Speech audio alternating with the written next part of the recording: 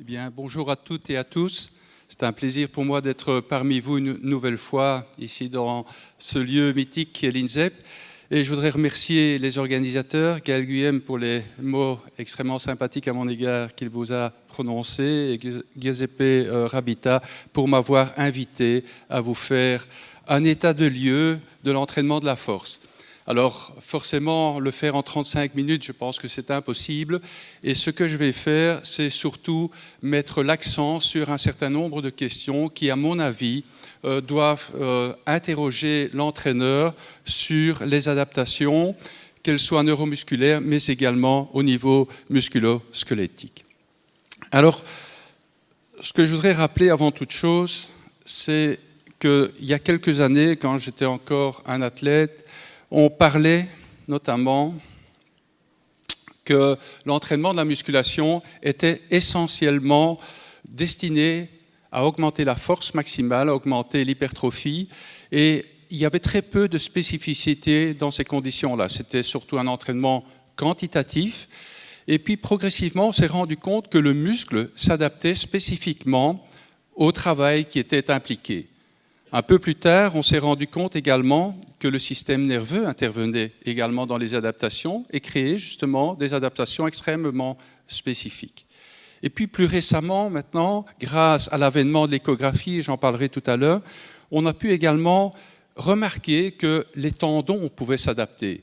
Encore une fois, quand j'étais encore à l'INSEP, je participais à des discussions avec les entraîneurs. À ce moment-là, je pense que tout le monde était d'accord pour dire que les tendons s'adaptaient extrêmement difficilement.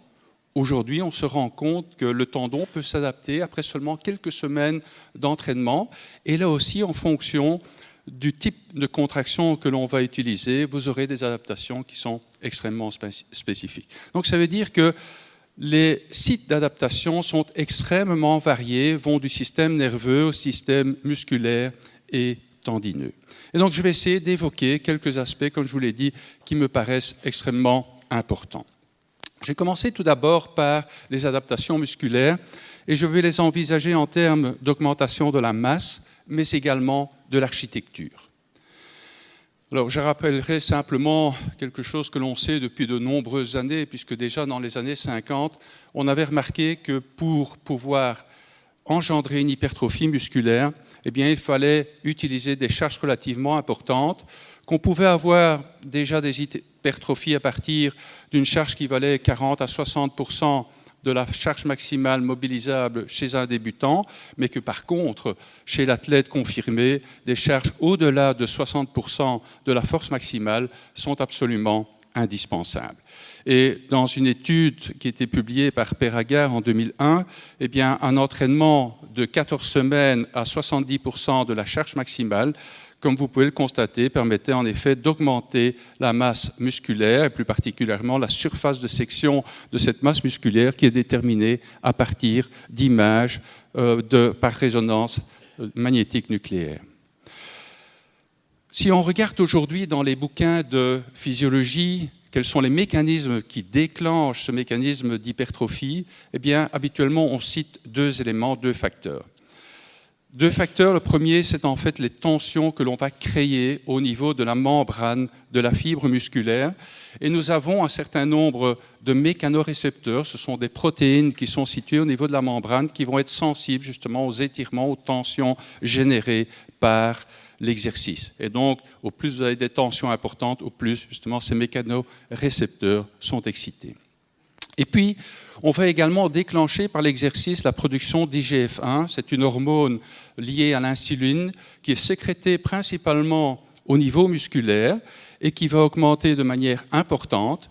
Et ces deux mécanismes vont en fait activer un certain nombre de facteurs de signalisation. Je ne vais pas rentrer dans les détails, mais ces facteurs vont alors, copier l'information au niveau de l'ADN qui est situé dans le noyau, de la partie des gènes qui sont responsables de la synthèse des protéines. Et donc, dans un endroit spécifique de la cellule, on va, à partir d'acides aminés, synthétiser des protéines et on va former de nouveaux myofilaments. Et vous le savez certainement, au plus nous avons des myofilaments, au plus il va pouvoir y avoir de connexions possibles entre eux, puisque c'est en fait de ces connexions que l'on va générer de la force, et donc automatiquement la force va augmenter. Un autre mécanisme qui est pas mal étudié en ce moment, c'est que nous avons des cellules satellites qui sont situées en périphérie des fibres musculaires et qui à un moment donné vont être intégrées à la cellule musculaire, dans la mesure où on constate qu'il faut un rapport entre le volume des noyaux et le volume de la cellule musculaire. Et donc, ça, c'est ce qu'on connaît aujourd'hui, en tout cas ce qui est proposé souvent dans les bouquins de physiologie au niveau de l'hypertrophie musculaire. Néanmoins, il y a d'autres mécanismes qui peuvent intervenir. Et notamment, dans les années 90, certains avaient déjà attiré l'attention sur le fait que la fatigue pouvait également contribuer à augmenter l'hypertrophie musculaire et que dès lors, des aspects métaboliques pouvaient jouer également un rôle important. D'ailleurs, quand vous prenez le travail effectué par les pratiquants de bodybuilding, ils travaillent réellement jusqu'à la fatigue. Et donc, on pensait empiriquement que ça contribue également à l'augmentation de la masse musculaire. Et puis, dans les années 2000, donc plus récemment, une série d'études ont utilisé des charges relativement faibles, inférieures à 50% de la charge maximale, mais ont réalisé les exercices avec une occlusion sanguine, en tout cas partielle. Donc, ce travail consiste à mettre des manchons gonflables autour des membres et donc de faire son travail de musculation avec des charges relativement peu importantes. Et dans une très belle revue ici de Manini et Clark, eh bien, ils rapportent notamment cette étude qui montre qu'en utilisant des charges seulement de 30 à 50% de 1 RM avec une occlusion sanguine, eh bien, on a des augmentations en termes de surface de section musculaire, mais également de force, qui sont tout à fait comparables à un entraînement avec des charges situées au-delà de 50% de la force maximale. Bien entendu, si on utilise des charges légères, 30 à 50%, sans l'occlusion sanguine, eh bien, vous voyez que les adaptations, comme on pouvait s'y attendre forcément, sont extrêmement minimes. Mais un autre élément intéressant, c'est que suite à ce travail avec occlusion, et une charge ici qui représente seulement 20% de la charge maximale, eh bien, on peut constater que le taux hormonal de l'hormone de croissance, donc le taux sanguin de l'hormone de croissance augmente de manière considérable quand on travaille sous occlusion, alors que si on travaille, je dirais, sans cette occlusion avec une charge de ce type, il n'y a aucune modification. Et je voudrais simplement attirer l'attention qu'il y a une relation entre l'hormone de croissance et les IGF-1. Il semble que cette hormone de croissance déclenche en partie la libération des IGF-1. Donc, ce type de travail avec une restriction sanguine semble être important pour l'augmentation de la masse musculaire. Et dans ce contexte, j'étais intéressé par une méthode naturelle d'occlusion qui est la méthode d'Emmanuel Lejar. Je ne sais pas si beaucoup d'entre vous connaissent la méthode, mais c'est en fait un préparateur physique qui est féru de musculation. Et sa méthode a été mise notamment en lumière par Jean-Pierre Heger, qui est un entraîneur très connu dans le milieu de l'athlétisme, mais aussi dans la préparation physique de différents sports. Et ce protocole a été appelé le protocole 3-7 et qui consiste à faire 5 séries en succession, comme vous le voyez, avec une même charge, mais dont on incrémente chacune des séries d'une répétition. La particularité, c'est d'avoir une période uniquement de 5 secondes de repos entre 2 séries. Donc c'est vraiment un travail qui va se faire quasiment sous une ischémie naturelle, si vous voulez, puisqu'on laisse quasi peu de temps de récupération. Alors nous avons été intéressés de comparer ce programme à d'autres méthodes plus classiques que l'on utilise quand on veut augmenter le volume musculaire. Et pour ce faire, nous avons comparé 3 groupes de sujets constitués de 15 personnes. Nous avons fait réaliser 20 sessions, 2 sessions par semaine. Un groupe s'est entraîné avec cette méthode, mais pour ceux qui pratiquent la musculation, ils ont déjà bien compris que faire autant de répétitions avec une charge aussi élevée, c'est quasi impossible. Nous avons même testé avec des athlètes de haut niveau qui font énormément de musculation. C'était impossible. Donc nous avons réduit la charge à 70% et nous avons quand même donné une période de repos un rien plus longue malgré tout, parce que 5 secondes, c'est juste le temps de déposer la barre, de la reprendre et de continuer sa série. Alors nous avons comparé ce travail à un travail, je dirais peut-être plus classique, qui comporte à peu près le même nombre de répétitions, 4 séries de 6 répétitions à 70%, de manière à voir si pour une même quantité de travail, on a un effet qui est différent, simplement dû au fait que la période de récupération est beaucoup plus courte. Dans ce groupe 2, on a donné une récupération de 2 à 3 minutes. Le groupe 3, eh bien, nous avons utilisé réellement une méthode classique quand on veut augmenter la masse musculaire. Eh bien, tout le monde est d'accord pour dire qu'il faut au moins une cinquantaine ou à peu près de répétitions au minimum. Donc, nous avons utilisé 8 séries de 6 répétitions à 70%, ici aussi avec un repos de 2-3 minutes. Alors, quels sont les résultats? Eh bien, nous avons constaté que la méthode Legère est extrêmement efficace, puisqu'elle est quasi comparable par rapport au groupe 3, donc 8 séries de 6 répétitions. Donc, pour la moitié du nombre de répétitions, on atteint des résultats qui sont relativement similaires. Par contre, la méthode qui consiste à faire uniquement 4 séries de 6 répétitions apparaît comme moins efficace. Donc, pour une quantité de travail moindre, si vous voulez, on a une efficacité importante. Et dans un contexte où aujourd'hui beaucoup d'athlètes font déjà un volume de travail important dans leur planning d'entraînement, eh bien, ça peut être intéressant. Nous avons également testé alors les progrès, puisqu'il s'agissait d'un développé couché au niveau de l'ergomètre isocinétique Ariel. Et nous obtenons pour la force maximale exactement, je dirais, la même évolution, donc un effet qui est assez comparable à une quantité de travail 2 fois plus importante. Néanmoins, nous avons constaté qu'à vitesse plus rapide, la méthode Legère devient moins efficace. Et par exemple, si on prend la puissance maximale développée lors du développé couché, eh bien on constate que dans ces conditions, la méthode Legère devient équivalente à la méthode qui comporte le même nombre de répétitions, mais est nettement moins efficace qu'une méthode qui consiste à faire un plus grand nombre de séries de 6 répétitions.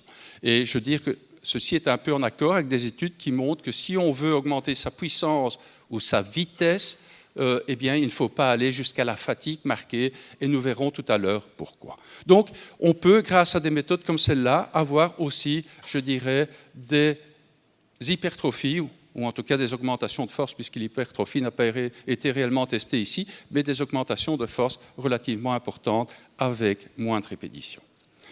Maintenant, est-ce que l'hypertrophie est un élément important? Y a-t-il une limite à l'hypertrophie? Alors, bien entendu, quand on présente les relations entre la force et la surface de section d'un muscle, on vous rapporte toujours une belle relation linéaire. Ici, on voit quand même un R carré à 0,81, ce qui n'est pas mal. Mais j'attire votre attention que si on prend par exemple 2 sujets qui ont la même force, mais vous pouvez constater qu'au niveau de la surface de section, ça peut aller du simple au double.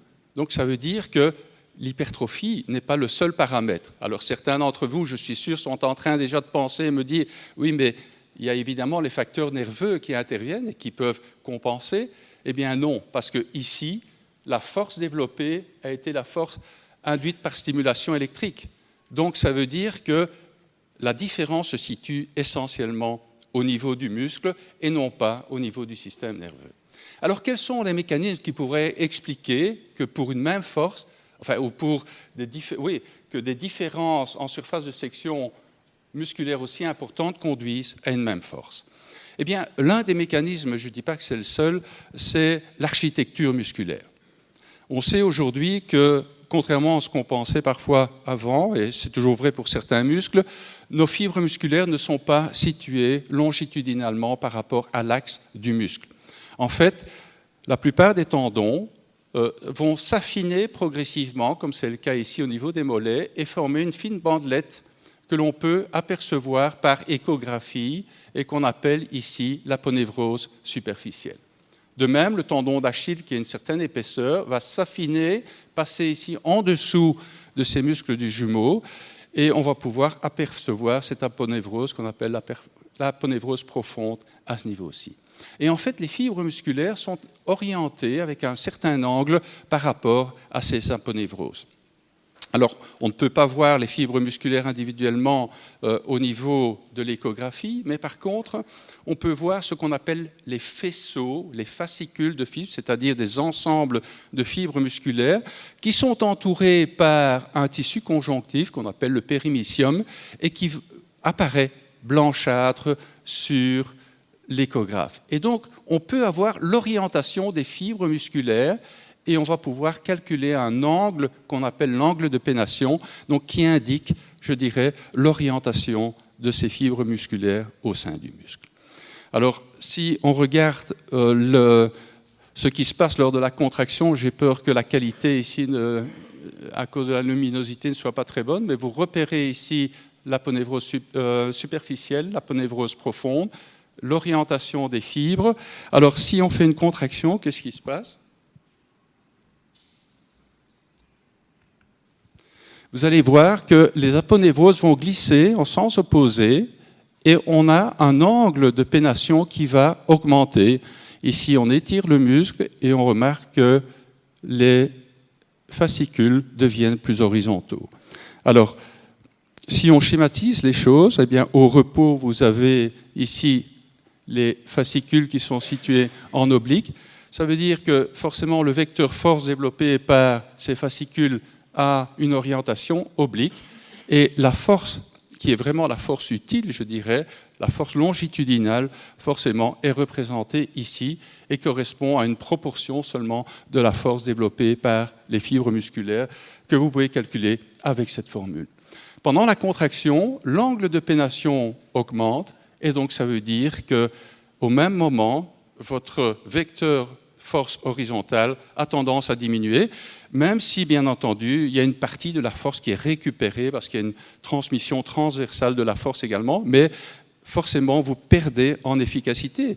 Et c'est ce qui explique en partie que lorsque vous avez un muscle qui est fortement raccourci, eh bien, vous allez développer moins de force parce que, justement, la composante longitudinale de cette force diminue progressivement.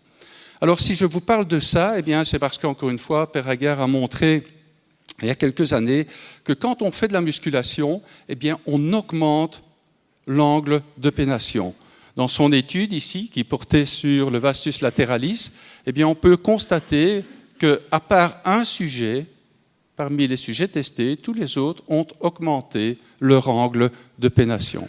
Donc, c'est-à-dire que l'on va augmenter cet angle, bien sûr. Chaque fibre devenant plus forte, on développe plus de force, mais au même moment, la composante longitudinale diminue. Donc c'est une sorte de compromis.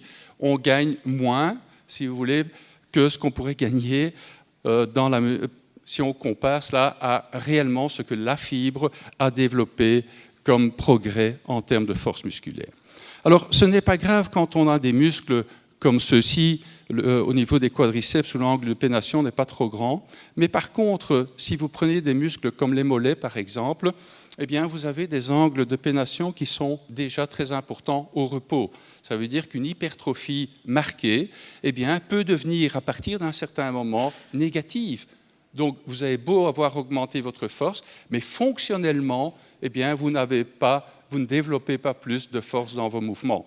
Et donc là, il y a un risque, et notamment dans les épreuves explosives ou quand vous avez réalisé des vitesses élevées, qu'une hypertrophie trop marquée, trop prononcée peut devenir négative dans certains groupes musculaires. Alors, je parlais ici de transmission de force au sein même du muscle, mais forcément, cette force est également transmise vers les segments osseux par nos tendons et par les éléments élastiques qui sont placés en série avec le générateur de force qu'est le muscle. Et ceci est très important dans certains de nos mouvements, et notamment en course, lorsque l'on va attaquer le sol par la plante de pied. Dans cette phase d'amortissement, ce qui se passe, c'est que le muscle est activé, mais vous avez un allongement des structures élastiques qui sont présentes. lors de la phase de propulsion, eh bien, l'énergie élastique qui a été emmagasinée dans ces structures vont être libérées et la propulsion va être facilitée. Et donc, c'est ce qui explique en grande partie ce qu'on appelle l'économie de course et les progrès que l'on peut avoir justement quand on a une bonne structure élastique dans les courses de demi-fond, mais dans les épreuves de force explosive, évidemment, les performances vont dépendre de la qualité de ces éléments élastiques. Alors, on peut, en laboratoire, tester justement les caractéristiques des structures élastiques.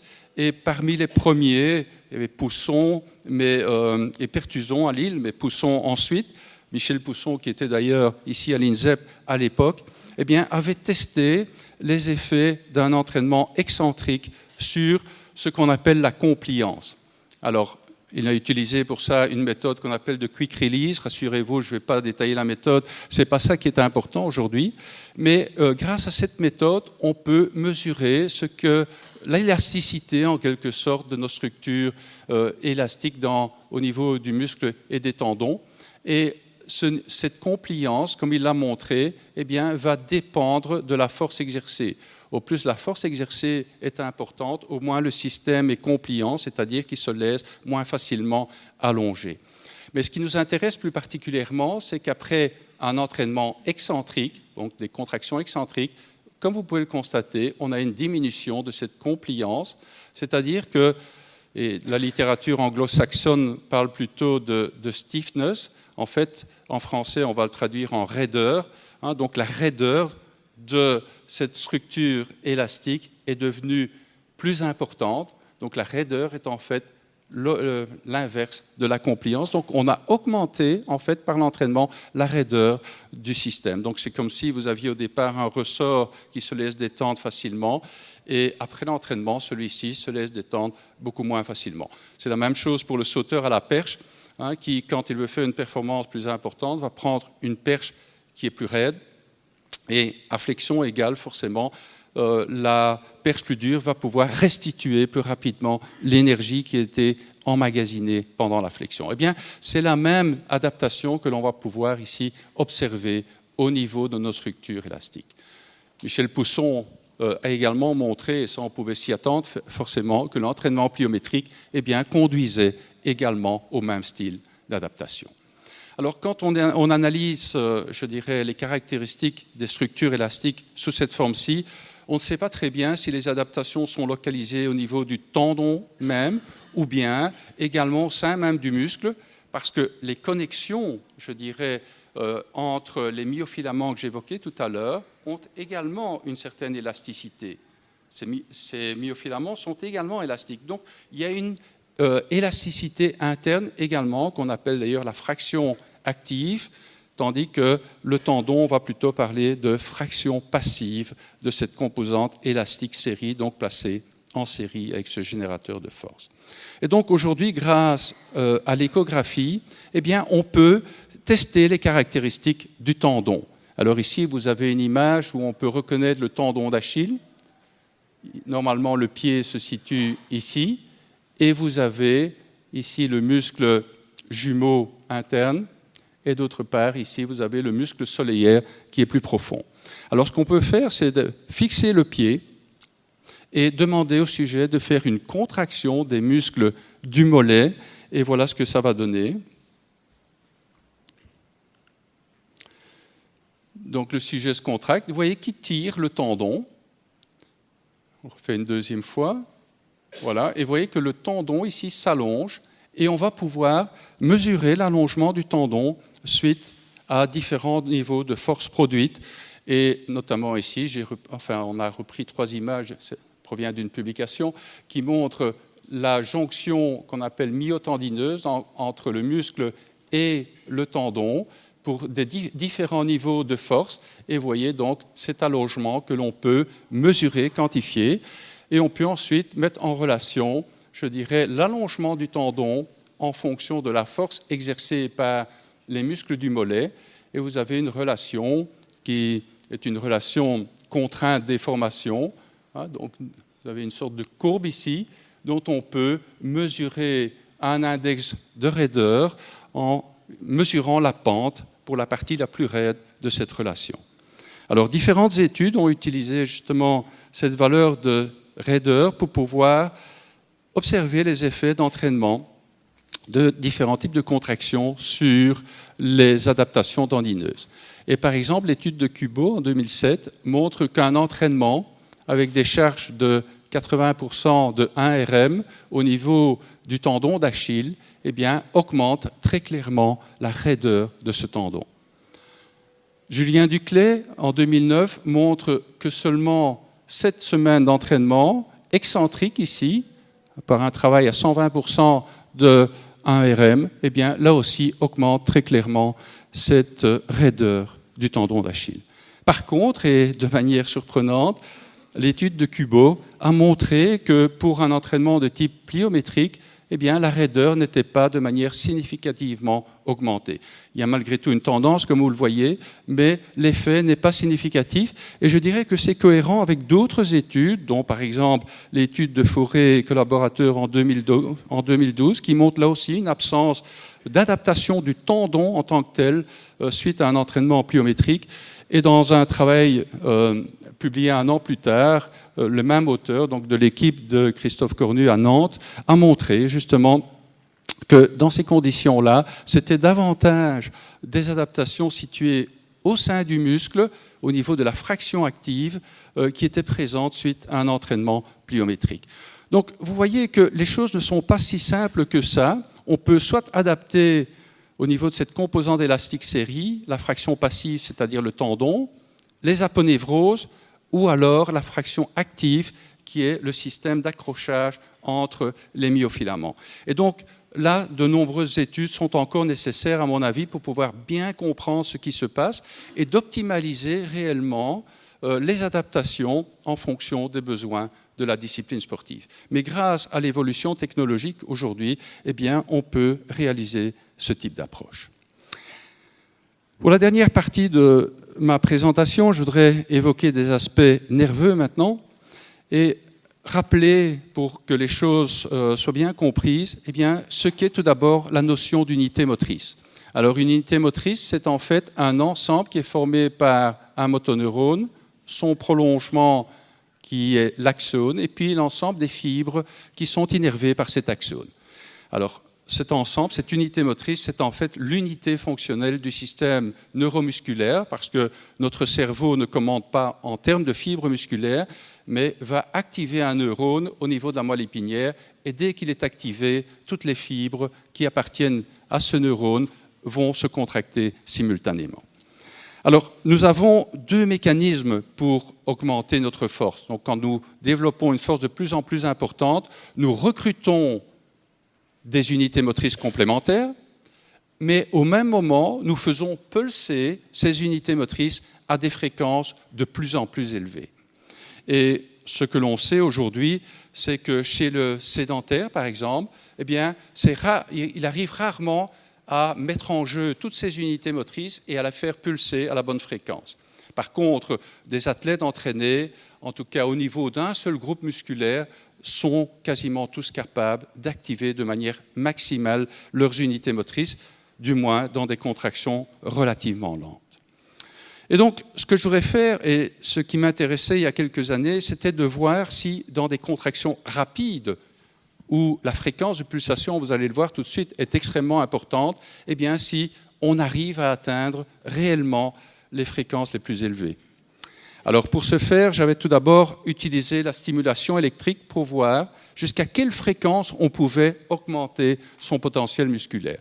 Alors, si vous stimulez un muscle à des fréquences de plus en plus élevées, eh bien, comme vous le voyez, on augmente sa force, mais ce qu'on peut observer, c'est qu'après des fréquences de 50 Hz, l'augmentation est très minime jusqu'à 100 Hz. Souvent, d'ailleurs, on a des forces maximales qui sont développées du côté de 60-70 Hz. Et on a beau augmenter la fréquence de pulsation, au-delà de 100 Hz, on n'a pas de progrès au niveau de la force.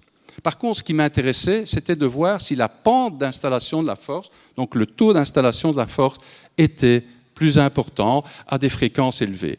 Et comme vous pouvez le constater ici, eh bien, il a fallu atteindre au moins 250 Hz pour arriver à la pente d'installation de la force la plus élevée.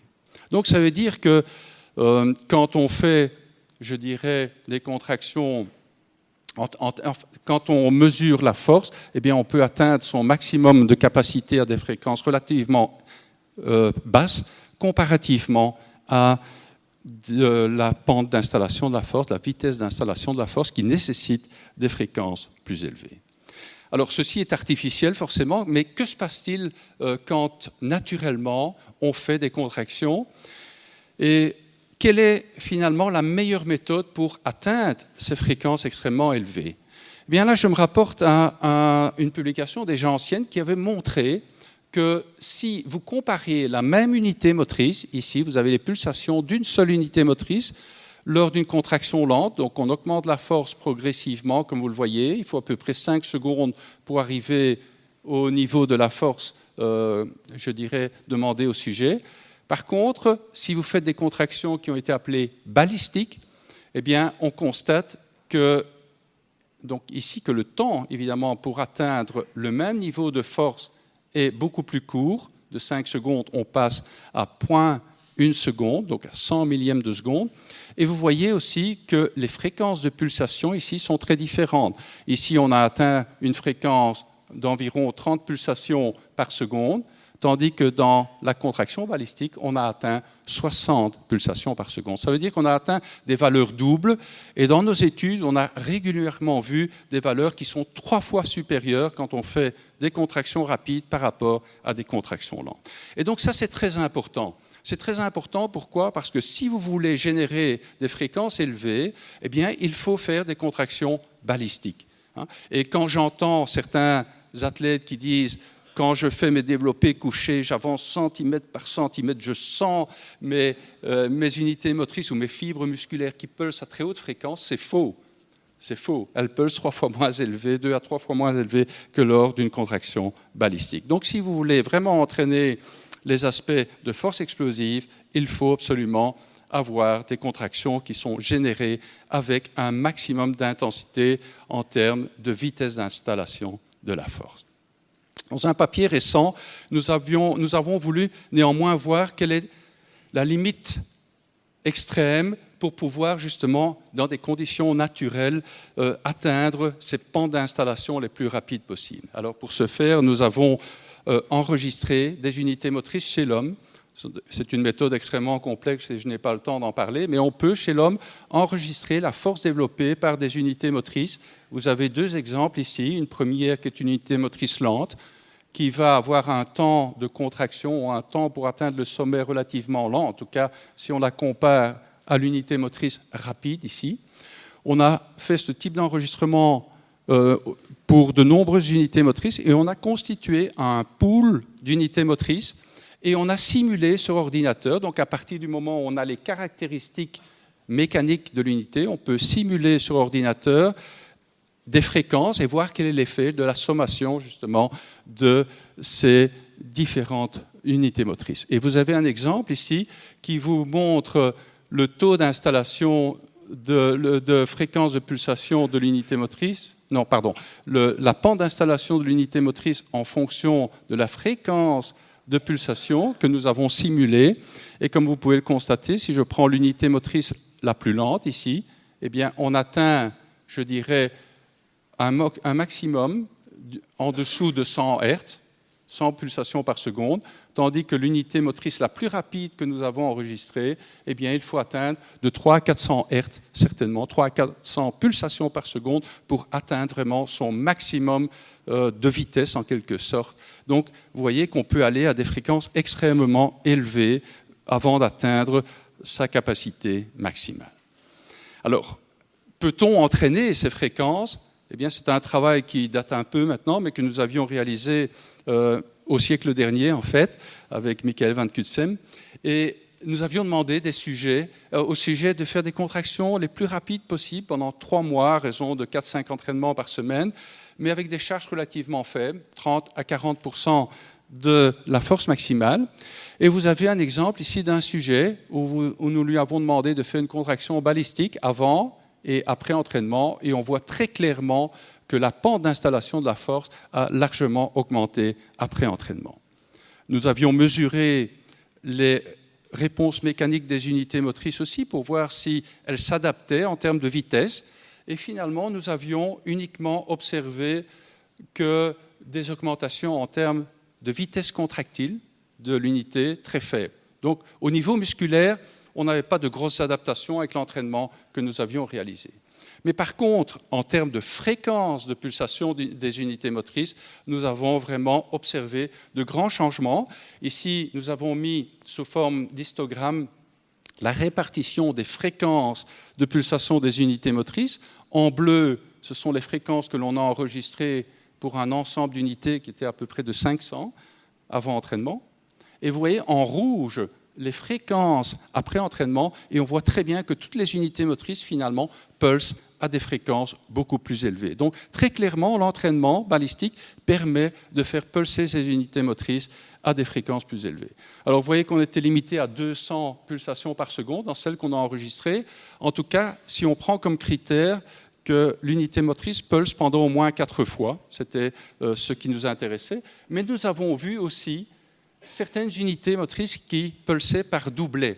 Ça veut dire quoi? Elles pulsent uniquement 2 fois, mais à des très hautes fréquences de l'ordre de 300 à 400 pulsations par seconde. Donc, on se rapproche, si vous voulez, des données que l'on a enregistrées sur ordinateur par simulation, qui veut que, finalement, les unités motrices les plus rapides doivent pulser à ce genre de fréquence pour vraiment atteindre leur potentiel maximum en termes de vitesse de contraction. Donc, comme vous le voyez, cet élément est extrêmement important, et donc, quand on s'entraîne en termes de force explosive, il faut certainement pratiquer ce type de contraction les plus rapides possibles. Alors, pose quand même la question de savoir, c'est est-ce que quelqu'un qui doit être explosif contre des charges extrêmement élevées va-t-il utiliser des charges relativement faibles comme nous l'avons fait?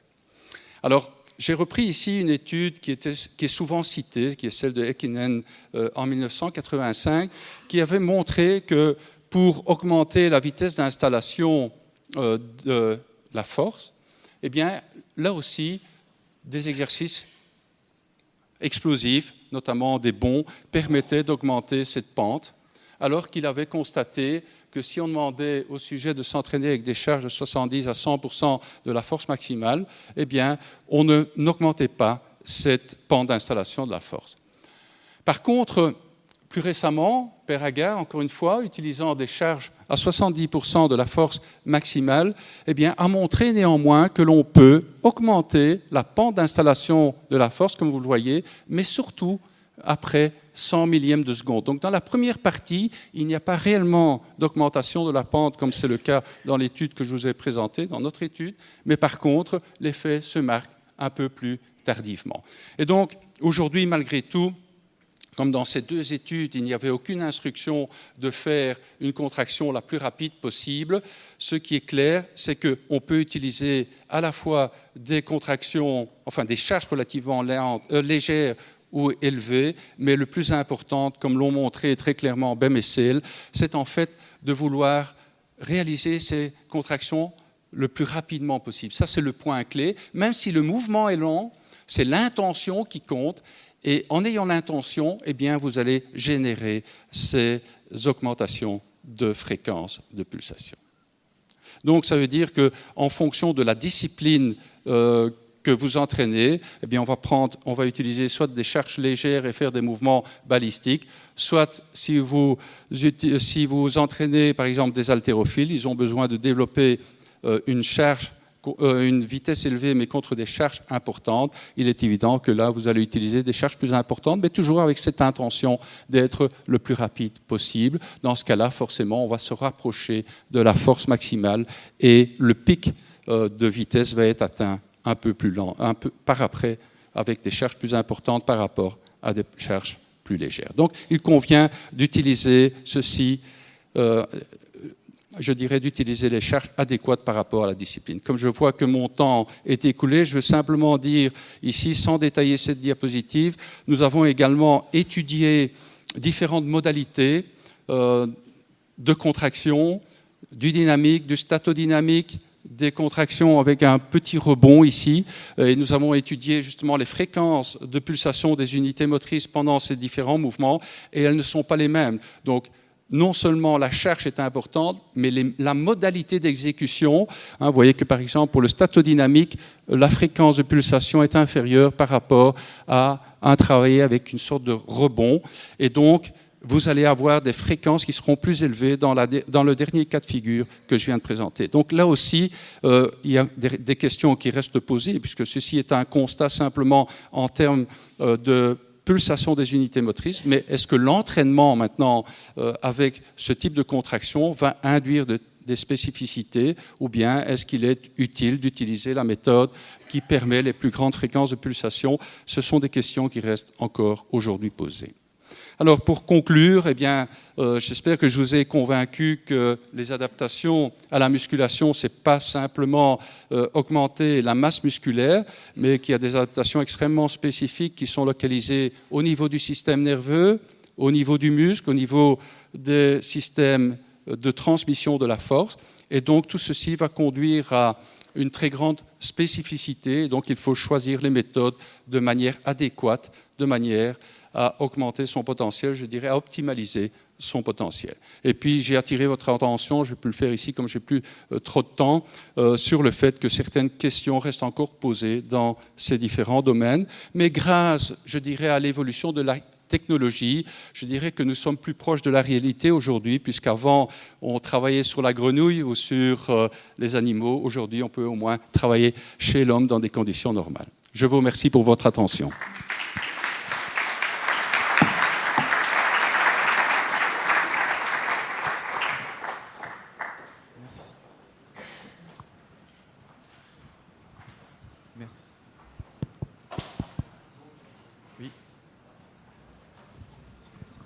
Oui, merci professeur Jacques Duchâteau pour cette présentation. Avant de démarrer les questions, je vais demander à Procormi et Peragard de bien vouloir joindre la tribune, s'il vous plaît. Could you please join the stage for the question, please, and for your next presentation? Y a-t-il des questions dans la salle? Comme je vous le rappelle, si vous pouviez vous lever et vous présenter avant d'intervenir, merci beaucoup.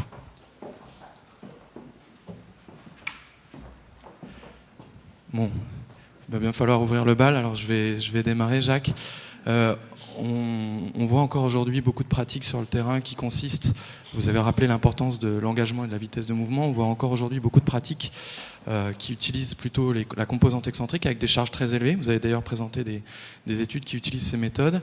Quel est votre point de vue par rapport à ces méthodes-là? Est-ce que de votre point de vue, les études que vous avez présentées qui utilisent des charges plus légères avec un engagement plus important seraient plus favorables à l'augmentation de la performance, ou est-ce que vous pensez qu'il faut rester sur ces modèles utilisant des charges très élevées? Alors, est-ce que ce micro fonctionne? Oui. Je dirais que ça dépend évidemment de son objectif et ça dépend du moment de la saison. Forcément, comme j'ai rappelé en début de mon exposé, il semble que les tensions élevées au niveau des membranes soient un élément important pour hypertrophier le muscle. Et donc, certains ont montré, mais pas tous, que des contractions excentriques pouvaient justement avoir un effet plus important sur l'hypertrophie musculaire. Donc, si à un moment donné, on vise surtout une hypertrophie musculaire, forcément des contractions excentriques sont importantes et semblent pouvoir, je dirais, développer le muscle. Et surtout dans des épreuves où je dirais qu'il y a des réceptions extrêmement importantes, je pense au triple saut, où forcément il faut préparer aussi la musculature à subir d'autres entraînements par la suite et puis à pouvoir justement supporter ces impacts lors de la compétition. Maintenant, quand on pense au travail plus spécifique, il est évident que ce genre d'entraînement excentrique n'est pas suffisant et n'est pas bien adapté. Pourquoi? Parce que les fréquences de pulsation des unités motrices lors de contractions excentriques sont moindres que lors de contractions concentriques. Ça, c'est très clair. On l'a montré très clairement. Donc, si on doit travailler l'explosivité, en tout cas dans un moment de la planification, eh bien, il faut devenir plus spécifique et donc faire des mouvements plus rapides, plus balistiques. Évidemment, on peut toujours conserver la composante excentrique, dans les exercices de pliométrie, puisque je dirais que dans ce genre d'exercice, on a une combinaison des deux. Donc la pliométrie est en quelque sorte le lien entre le travail purement excentrique au départ, à visée musculaire essentiellement, vers un travail plus explosif, où là, comme je l'ai montré, mais je n'ai pas eu le temps d'expliquer malheureusement, on a des augmentations de fréquence extrêmement importantes. Donc Boris Dovsev de l'Université de Liège. Bonjour Jacques, merci pour ta présentation brillante comme d'habitude. Voilà, tu as vraiment mis le doigt sur une des problématiques, notamment l'hypertrophie qui peut être problématique au niveau du mollet et l'importance d'augmenter la raideur au niveau des tendons. Alors moi, je viens avec une question très pratique, un cas que je vis moi en tant qu'entraîneur. J'ai un athlète qui a des tendinites chroniques au niveau du tendon d'Achille et qui, on a constaté sur un test isocinétique, a une force au niveau du mollet qui est extrêmement importante. Et donc, sans doute, une hypertrophie qui est assez importante. Donc, il faut pour lui essayer de renforcer le tendon et éviter l'hypertrophie du mollet. Alors je me retrouve face à cette question très complexe parce que forcément on doit en même temps augmenter la force, la puissance, renforcer le tendon par des exercices excentriques et pliométriques, mais le tout en évitant l'hypertrophie. Est-ce qu'il y a une solution face à cette problématique? Qu'est-ce que toi tu proposerais? Est-ce qu'il y a des exercices vraiment spécifiques qu'on pourrait faire par rapport à ce contexte vraiment très, très, très spécifique? Les exercices excentriques qui sont utilisés sont avec des charges élevées ou bien des charges légères? Parce que si on parle de la méthode de Stanich, justement, qui est utilisée dans le cadre des tendinopathies, forcément, ils utilisent des charges relativement faibles qui ne doivent pas conduire normalement à une hypertrophie. Donc si on utilise le Stanich simplement en termes pour justement éviter ces tendinopathies, ou en tout cas pour les réduire, donc ce sont des charges légères qui ne doivent pas hypertrophier, mais dans l'autre contexte, pour augmenter l'explosivité, je pense que des exercices comme évoqué tout à l'heure, des sauts, essentiellement à base de sauts, sont suffisants justement pour développer, pour adapter les tendons, hein, et donc malgré tout, je dirais, parce qu'il y a malgré tout, je vous ai montré que des entraînements avec des charges à 80%, à partir du moment où ils ne sont pas conduits, où il n'y a pas trop de répétitions par série, permettent malgré tout de jouer, d'avoir un effet sur les tendons sans avoir une hypertrophie trop importante. Donc limiter en tout cas le nombre de répétitions par série, ça c'est clair, et jouer davantage sur l'explosivité. Évidemment, il faut voir l'athlète pour pouvoir être plus précis alors dans les programmes d'entraînement. Oui, là, au niveau charge, il a un programme justement spécifique par rapport à ça, style Stanich, mais tout ce qui est pliométrie, c'est très difficile à faire, parce qu'il a mal. Donc c'est ça le problème. Mais bon, il faut d'abord trouver la cause, évidemment. Oui, mais il faut renforcer le tendon, oui. Et c'est ça qui est assez difficile, en fait. Merci. On va avoir le temps pour une toute dernière question.